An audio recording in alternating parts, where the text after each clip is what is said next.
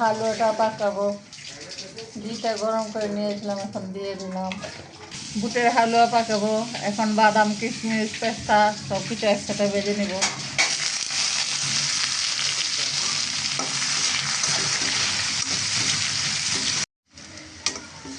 বাদাম কিশমিশ ভাজা হয়ে গেছে, এখন তুলে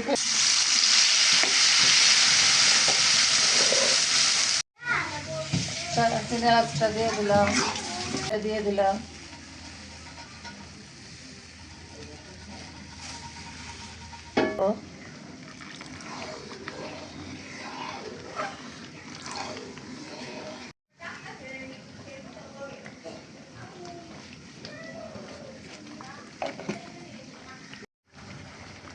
এখন ঘিটা দিয়ে দিলাম।